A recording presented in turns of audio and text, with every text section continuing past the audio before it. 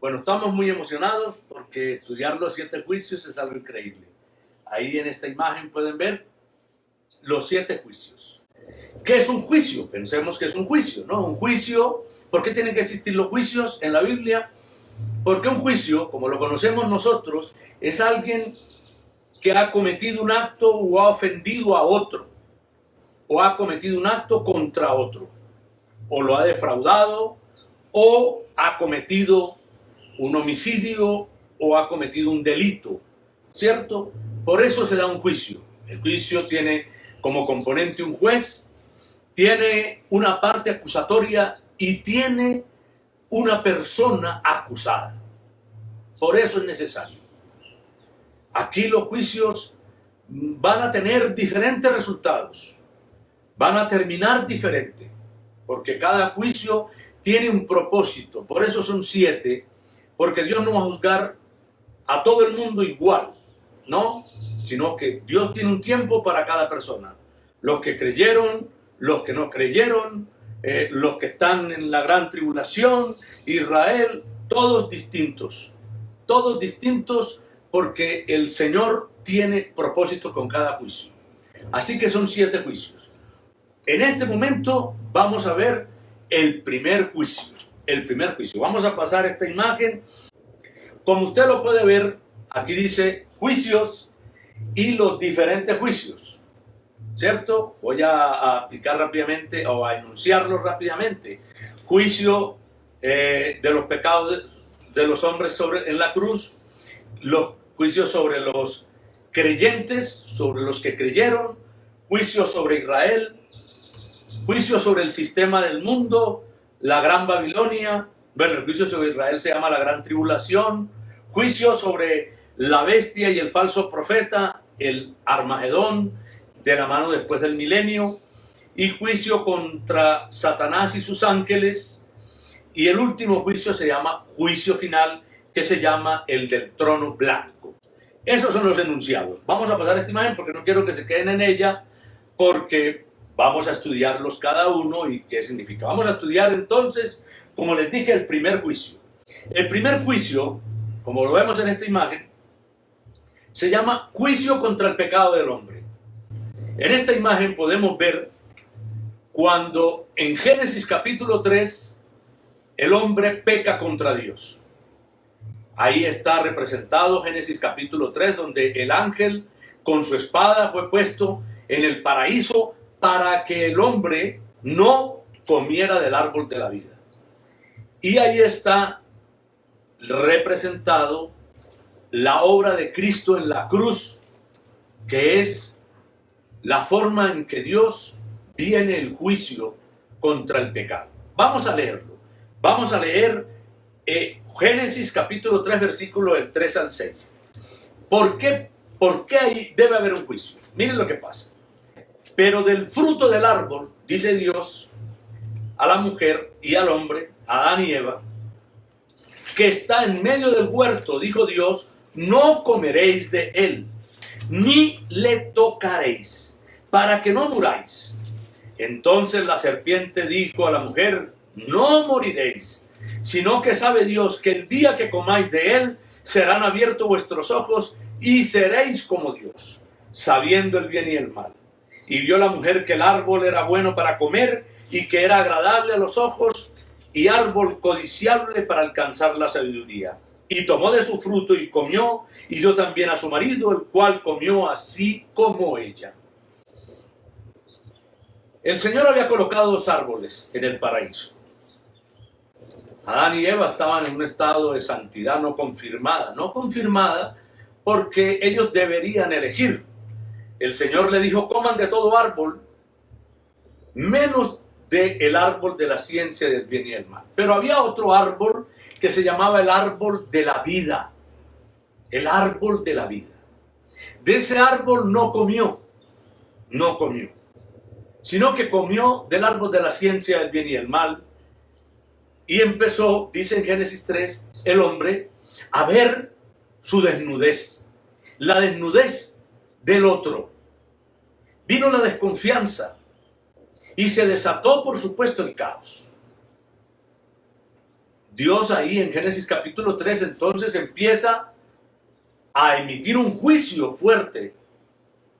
Dice a la mujer que va a tener hijos con dolor y al hombre que todo el tiempo que habite esta tierra tendrá que trabajar por el pan.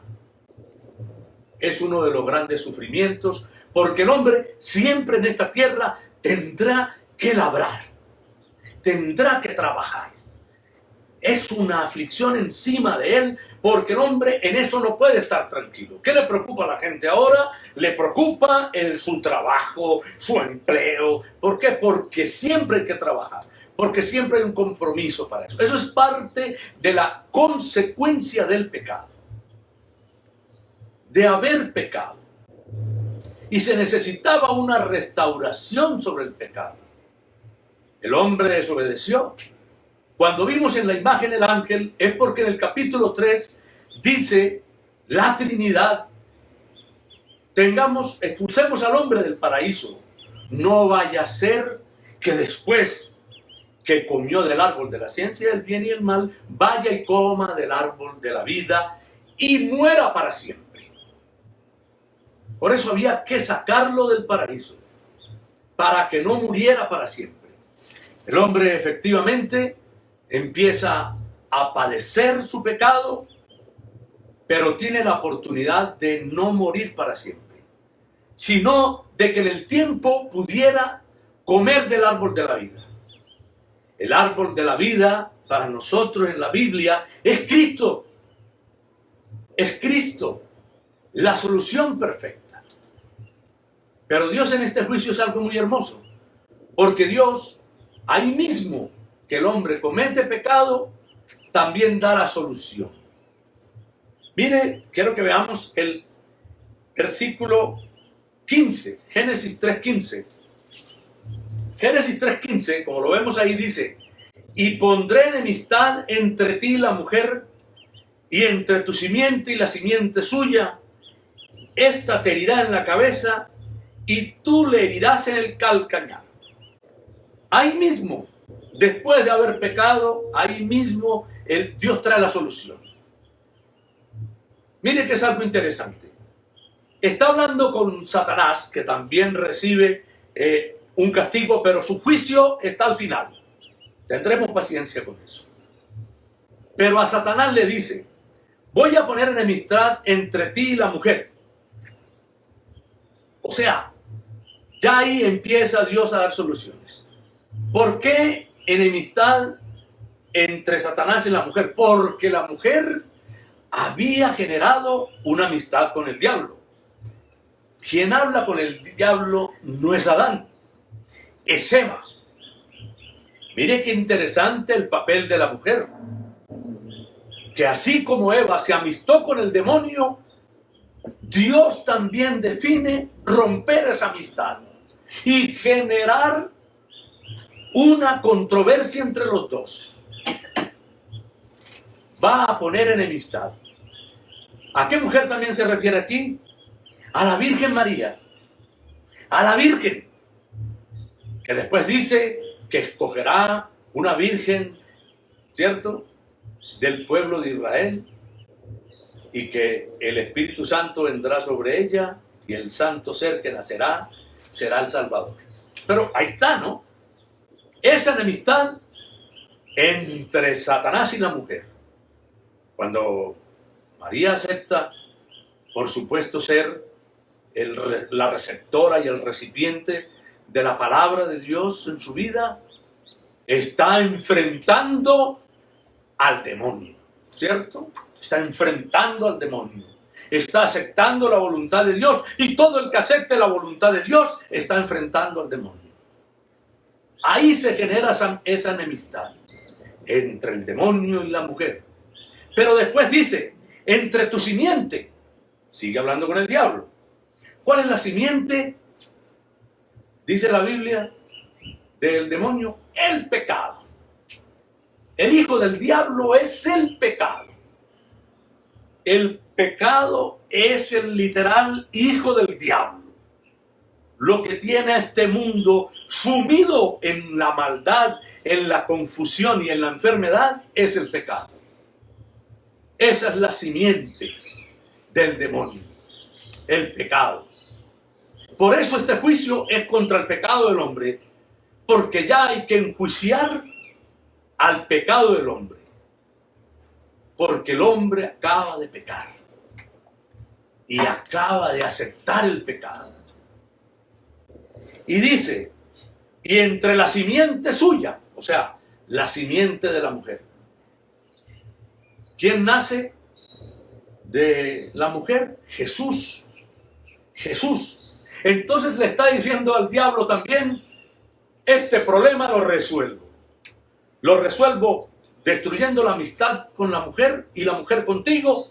Esa amistad se rompe y esa simiente tuya que se llama pecado, también la acabaré. Y la acabaré a través de la simiente de la mujer, que es Cristo. Entonces aquí viene, por eso ahora exaltábamos a Cristo, porque es Cristo el que rompe y acaba con el pecado.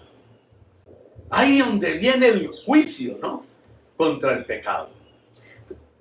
Ahora explica, esta te herirá en la cabeza. O sea, Jesús herirá a Satanás, o sea, la serpiente representada aquí, en la cabeza. ¿Cómo se matan las serpientes? Con la cabeza. Entonces Jesús matará a Satanás, pero también al pecado. Ella, la serpiente, Satanás, le herirá en el calcañar. ¿A qué se refería eso? El calcañar, que es una herida, por supuesto no es una herida letal, es una herida leve. ¿A qué herida se refería? Se refería a la cruz, al Gólgota, al sacrificio, a la sangre, a la corona, a las ofensas, a la lanza, a la sangre. Cada eso tiene mucho significado. Cada detalle de la obra de Cristo. Esa es la herida del calcañar. Pero no es letal, porque Jesús a los 3 días resucita. Resucita. O sea, no muere, sino que se levanta. Y cuando Jesús se levanta, es cuando los pecados son perdonados. Vamos a seguir la dinámica que vimos en el cual, después de esto, miramos acá. ¿A quién va a dirigir? Dice, al hombre después de pecar contra Dios y desobedecerle, comiendo del árbol del bien y el mal. Romanos 5:12 dice, por tanto, como el pecado entró en el mundo por un hombre, y por el pecado entró la muerte, así la muerte pasó a todos los hombres por cuanto todos pecaron. Y ahí está el problema. El problema es que después de pecar, todos los hombres entramos, dice, a la muerte. Y por el pecado también entró la muerte. La muerte no existía antes de pecar. O sea, que Adán y Eva no morían antes. Ni ningún ser humano. O sea, dentro del propósito de Dios no estaba la muerte. Sino que después de pecar, entonces entró la muerte. La muerte empezó a reinar. Por lo tanto, todo hombre que nace, nace muerto. Por eso necesitamos un juicio. Así lo necesitábamos, este primer juicio. ¿Por qué? Porque necesitábamos vencer la muerte, pero no podíamos nosotros, porque nosotros mismos fuimos los que pecamos. Y dice, así la muerte pasó a todos los hombres, por cuanto todos pecaron. Entonces ya no es cuestión de Adán y Eva, sino que es cuestión de nosotros, de todos los seres humanos. El problema del hombre hoy entonces es que está muerto. El problema no son los gobiernos, el problema no es la ciencia, el problema no es el arte, no es la música, no es lo que el hombre hace, es lo que el hombre es. Él está muerto. Él está muerto. Y una persona que está muerta, lo que sale es muerte. Es muerte. Solo cuando el hombre viva. Por eso se necesita este juicio. Porque si no, no hay vida. Si no, no hay vida. Sin el sacrificio de Cristo y sin su resurrección, pues los pecados del hombre no podrán, el pecado del hombre no podrá ser quitado, no podrá ser borrado, no podrá desaparecer. Siguiendo ahí, ¿a quién va dirigido? Dice Romanos 3:23, por cuanto todos pecaron y están destituidos de la gloria de Dios. O sea, el día que se pecó, se cometió el delito más grande en la humanidad. El delito más grande en la humanidad. El delito más grande en la humanidad no fue matar a Cristo, ¿eh? Porque Cristo iba a morir. Nació para morir. Porque nació para resucitar. El pecado más grande fue haber ofendido a Dios, al Padre, ¿cierto? El día que desobedecimos. Porque la muerte de Cristo es una consecuencia del pecado del hombre. Él tenía que morir para salvarnos. Pero todo fue el pecado ahí. Y quedamos destituidos todos los seres humanos de algo que dice acá que es la gloria de Dios. La gloria de Dios. Ese día de Génesis 3 quedamos condenados y muertos y privados de la gloria de Dios.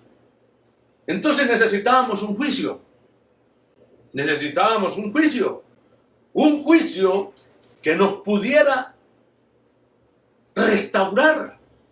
Un juicio ante el Padre, ante el trono de Dios, que nos pudiera restaurar y sacar de la muerte. Ahí Jesús actúa como el abogado de nosotros, dice la Biblia, ante el Padre. Él aboga por nosotros. Y Él dice, Padre eterno, el hombre te ha fallado. El hombre te ha ofendido. Sé que te debe mucho, pero yo vengo a pagar por él. Y vengo a pagar con mi sangre. Por eso para los cristianos hablar de la sangre de Cristo es fundamental. Es fundamental. Y la gente se pregunta que ¿por qué hablamos de la sangre? ¿Qué es eso de la sangre de Cristo? Porque ahí está todo. Es lo que costó salvarnos. Dice Isaías que Dios hizo al hombre con su mano. Pero que para salvarnos desnudó su santo brazo. Fue más fácil hacernos que salvarnos. Así de simple. ¿Cierto?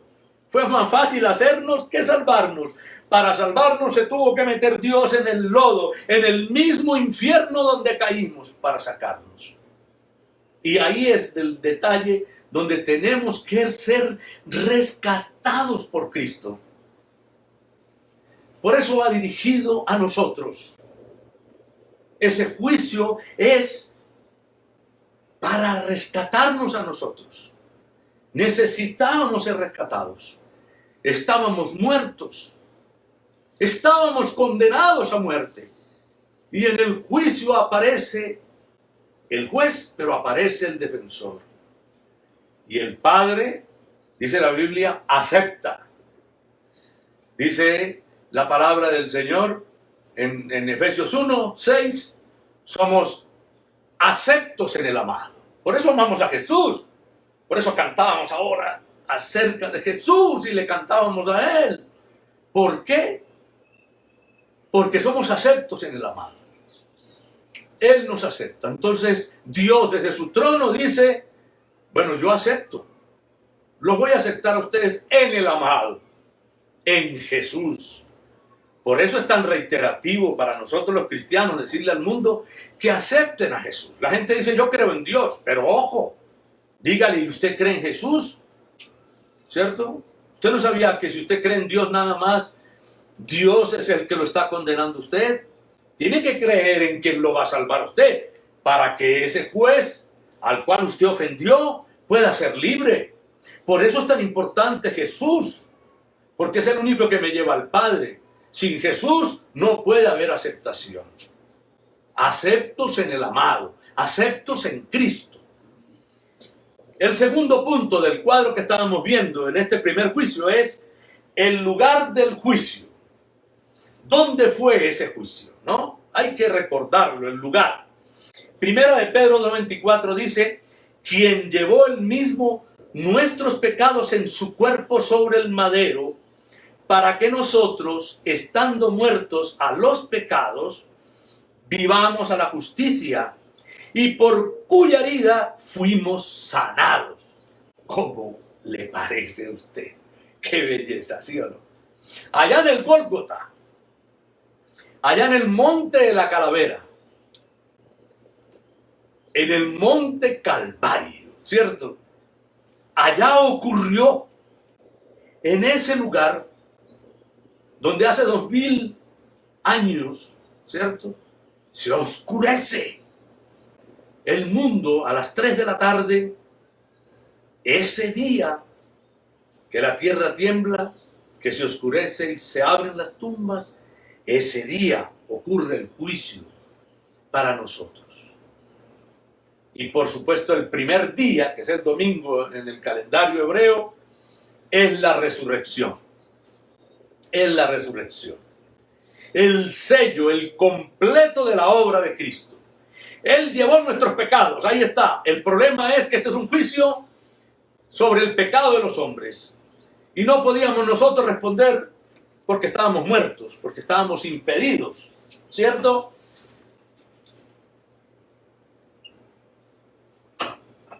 Nosotros estábamos impedidos y necesitábamos el Redentor.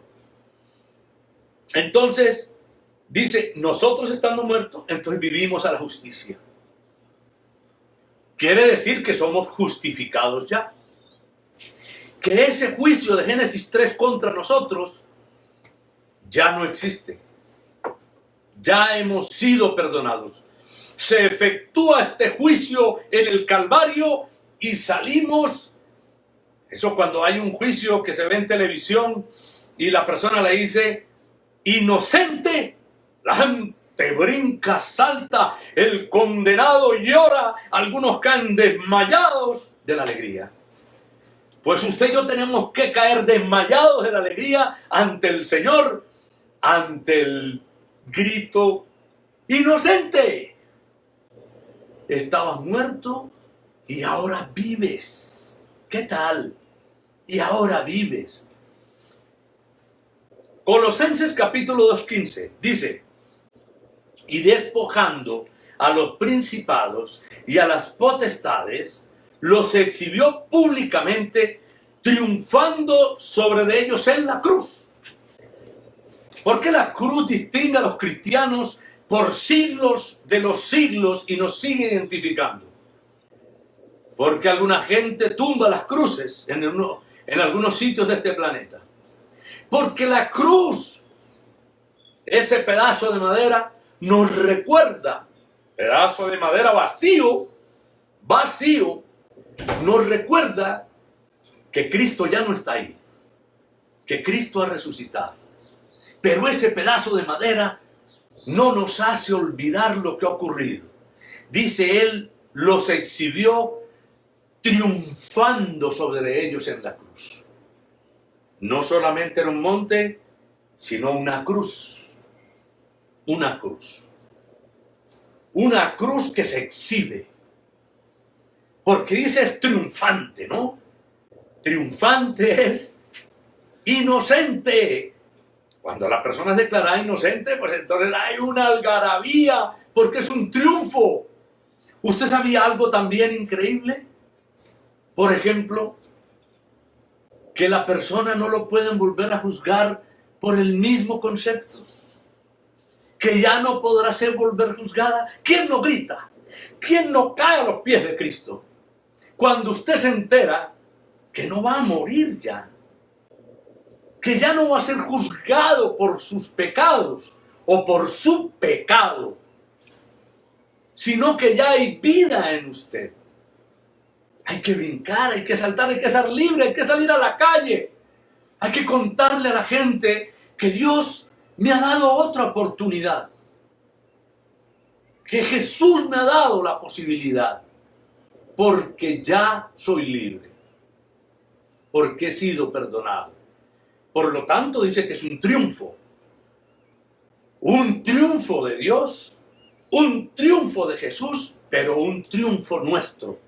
No volver a ser juzgados por el pecado. ¡Ah! Increíble. Vamos a seguir. Y dice luego, ¿quién lo ejerce? Juan 1:29 dice, el siguiente día vio Juan, este Juan el Bautista, a Jesús que venía a él. Mire, estas cosas son espirituales. Estas cosas no son de la carne. Estas cosas no están escritas en los libros del mundo. Esto no sale en televisión. Esto no se enseña en los colegios. ¿Cierto? Esto es espiritual. Esto es sobrenatural, ¿no? Porque entonces Juan el Bautista ve venir a Jesús. Ojo, solo verlo. No ha hablado con él. Solamente lo ve.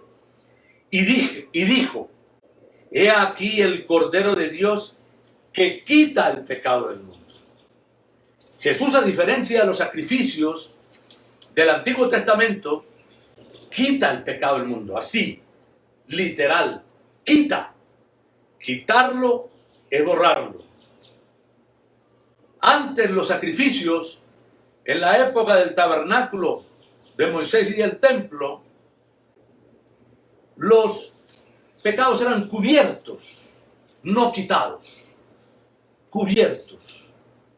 Este nuestro pecado es quitado, quitado. ¿Quién lo ejerce? El único que podía ejercerlo. Jesús es el perfecto sacrificio, el perfecto sacrificio. Un profesor de teología que yo tenía decía, si te quieres salvar por ti mismo, pues debes cumplir 100% la ley de Dios. Quiere decir que no puedes cometer pecado alguno, que debes ser perfecto.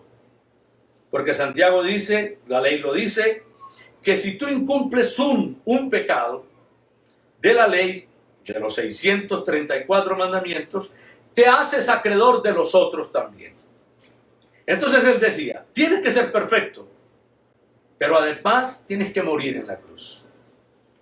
Y además, tienes que resucitar al tercer día. Ve a ver si puedes hacerlo, ¿no? Necesitamos un Salvador. Sí o sí, necesitamos Salvador. Necesitamos a Cristo, ¿cierto? El Cordero de Dios, que envía a Dios, ¿ve? Para quitar el pecado del mundo. Dice 2 Corintios 5:21. Que él no ha conocido, el Señor, que él no ha conocido pecado, Jesús, que no ha conocido pecado, se ha hecho pecado por nosotros, para que nosotros fuésemos hechos justicia de Dios en él. O sea que él va en el juicio, porque estamos hablando del juicio, de los pecados de los hombres, del pecado del hombre, y él asume toda la responsabilidad. En la cruz, en ese momento, asume toda la responsabilidad. Se hizo pecado, porque en ese momento, ¿cierto? Aquella famosa frase de Jesús, Padre, ¿por qué me has abandonado? Un instante donde asume la maldad entera del hombre. Imagínense la maldad entera de la humanidad de los siglos y siglos. ¡Prum! La asume Jesús en la cruz, ¿verdad? ¿Para qué? Para que nosotros fuésemos hechos justicia de Dios en él.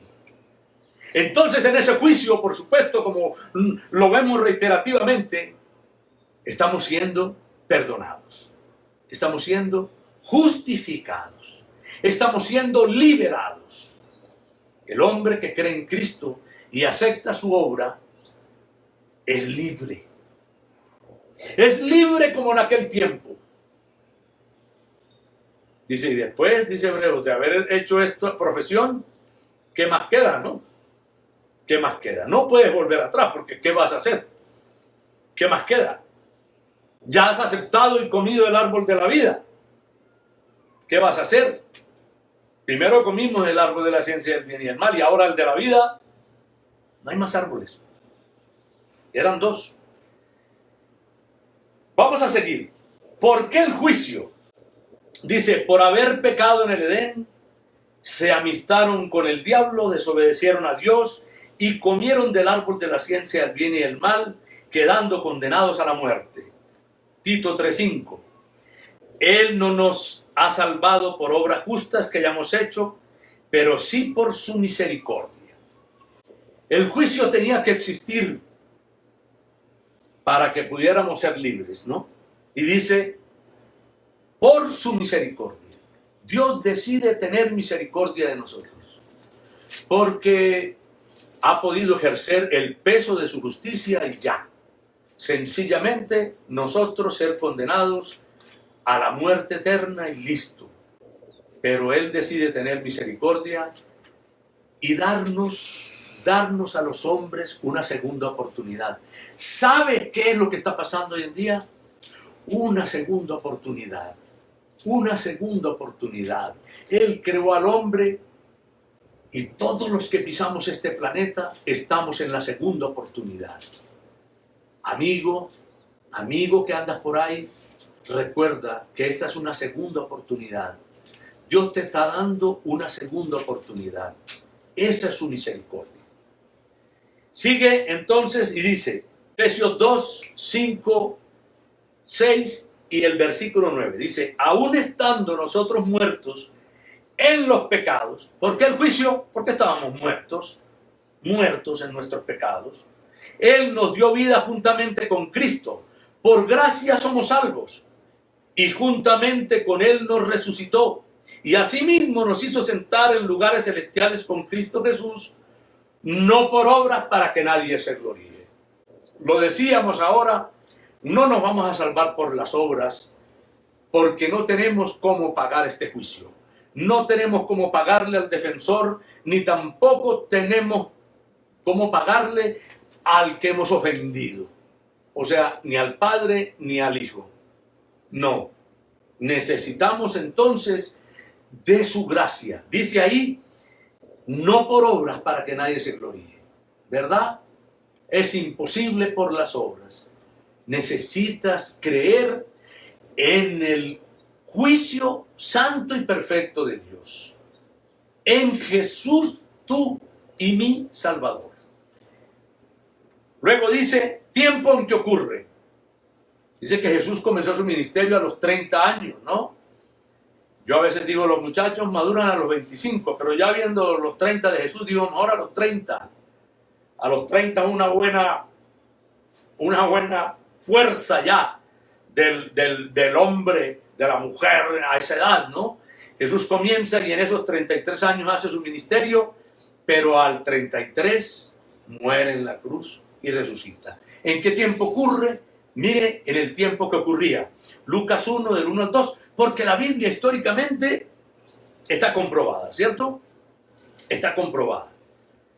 La Biblia está comprobada históricamente, ¿no? Está antropológicamente, arqueológicamente, está comprobada la Biblia. Entonces, dice aquí, ¿no? En Lucas 1 que él empieza a hacer un relato ordenado, dice, puesto que ya muchos han tratado de poner en orden la historia de las cosas que entre nosotros han sido ciertísimas, ¿cierto? Tal como nos lo enseñaron los que desde el principio lo vieron con sus ojos y fueron ministros de la palabra, hubo en los días de Herodes, rey de Judea, un sacerdote llamado Zacarías, de la clase de Abías, su mujer era de las hijas de Aarón y se llamaba Elisabet. Esto quiere decir que fue en esa época el reinado de Herodes. Jesús incluso profetizó la destrucción del templo y esa destrucción del templo fue en el 70. Eso está históricamente comprobado. El Imperio Romano, Tito, el emperador romano, destruye a Jerusalén en el 70 después de Cristo, como Jesús lo había profetizado. Así que mire usted, ¿no? Mire usted. Fue en esa época. En el año 0 comienza todo. En el año 0 y el sacrificio de la cruz en el 33. En el 33, ¿no? Mire usted, de la era cristiana. Jesús dividió la historia, ¿cierto?, de la humanidad. Mire usted que dice aquí que Jesús entra en esta época donde el Imperio Romano estaba en dominación, ¿no? Vamos a leer porque aquí dice, en Hechos 4, 26 y 27, el apóstol Pedro relata, dice, y se reunieron los reyes de la tierra y los príncipes se juntaron en una contra el Señor y contra su Cristo, porque verdaderamente se unieron en esta ciudad contra su santo Hijo Jesús, a quien ungiste Herodes y Poncio Pilato con los gentiles y el pueblo de Israel. Cuando tú vas a Israel, yo he ido 6 veces a Israel, tú empiezas a hacer los recorridos y a palpar esta historia. Esta historia. Jerusalén tiene 3030 años, más o menos, ¿no? 3020 años tiene. Creo que en 1998 cumplió los 3000 años. Y ahora, ¿cierto? 3021 sería, ¿no? Jerusalén es la única ciudad en pie que funciona y ha crecido firme, ¿no? Las antiguas hay como Petra y tal, están los vestigios y tal, pero Jerusalén sigue la ciudad antigua vital.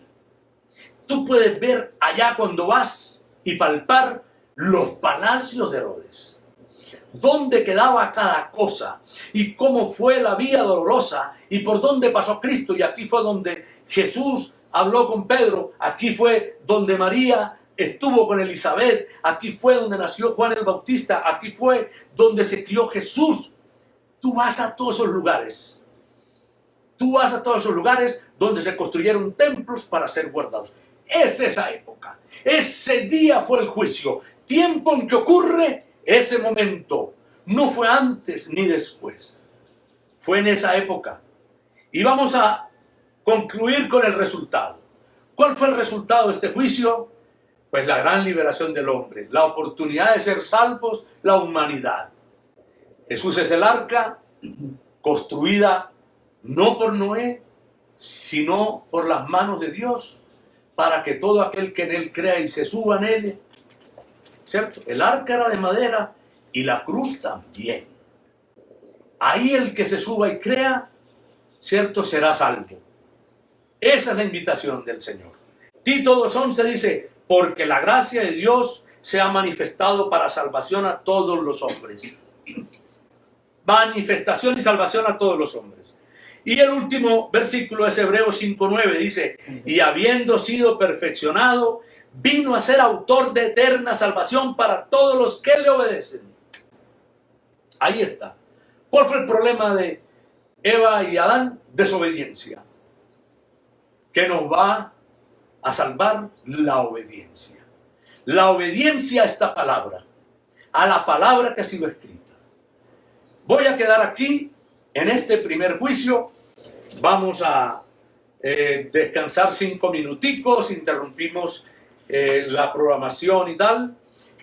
Va por un tintico, no sé qué, se estira un poco y luego nos volvemos a encontrar que sigue el segundo juicio que lo va a dar mi esposa. Pero vamos a orar en este momento y vamos a pedirle al Espíritu Santo que bendiga. Yo le pido a usted, si usted no ha conocido a Cristo, recuerde que Él está llamando a su puerta en este momento y este es el mensaje. Este es el juicio contra el pecado del hombre y Jesús es el que nos saca libre de él. Vamos a orar. Espíritu Santo, desciende sobre todos nosotros y sobre toda la humanidad. Abre los ojos de los que no pueden ver, que tienen ojos y no ven, que tienen oídos y no pueden oír. Pon tus dedos en los oídos de los seres humanos para que puedan escuchar el mensaje tuyo, el mensaje de tu palabra. Jesús es la carta perfecta, es la carta del Padre al hombre para salvarnos, para salvarles. Acepta a Jesús, invítalo a tu corazón. Dile, Jesús, entra a mi vida. Quiero creer, quiero obedecerte.